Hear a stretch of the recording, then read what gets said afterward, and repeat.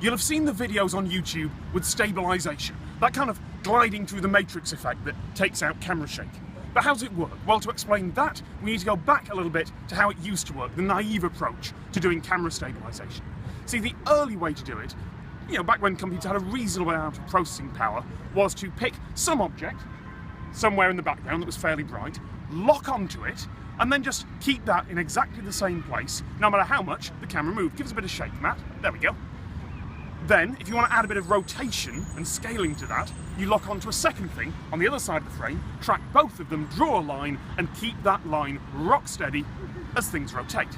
There we go.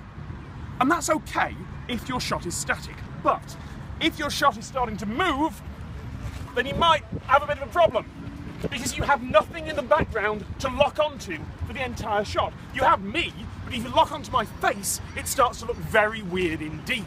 And then you start using a new approach, one that you'll find in iMovie and in older versions of Premiere and things like that, which is you look at the entire frame. You work out where everything is going, every pixel, what has changed from one frame to the next, and then you assume the big movement, the big background movement in there, that is how the camera has jogged. And you try and reduce that over time. You zoom in a bit, you crop a bit, you rotate a bit, and you try to minimize that. Which works okay with old school cameras, but nowadays, modern cameras like this have something called a rolling shutter. Which means, oh, this thing's heavy. Which means that the top of the frame is a fraction, a hundredth of a second ahead of the bottom of the frame. And that screws up all kinds of computer vision algorithms. So you need to deal with that. And nowadays, the modern version, the latest version of CS6 and iMovie and things like that, use what Adobe call subspace warp. The ability to stretch and twist different types of the frame, different parts of the frame, in different ways as it goes on. Kind of merging and melding the whole thing, that's what causes that kind of gliding odd effect.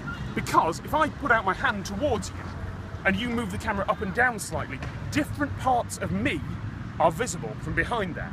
Ultimately, you can't know what the pixels should have been. Okay, we're still one away, because YouTube has a bit of a strange effect. They have that kind of timing thing. That's down to a paper that they released and put online. It's one of the computer vision conferences trying to work out how to do cinematic stabilization. So what they do, hold the camera steady, Matt, whereas old stabilization would have just, tried to ease that, tried to make that as simple as possible. Nowadays, it tries to turn it into a camera move. YouTube will start a camera shot and stop it. Start a camera shot and stop it. And they will try and work out a 3D solution for everything that's going on. That's the most modern technology they've got. But give it a few years, there might be something better. Because right now, what you have are films where old 2D movies have been updated to 3D, which means that they are essentially extrapolating where a camera would have been. If you could apply that to stabilization, if you could work out what would happen if I kept my hand there and the camera happened to be where it should have been, well, then you have a much better stabilization technology. Then you have something that could produce steady cam shots out of nowhere. We're not there yet.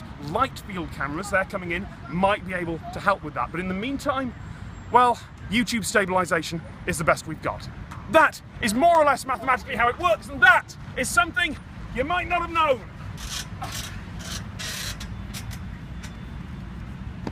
There's a big sign over there that says don't climb on these. It's brilliant.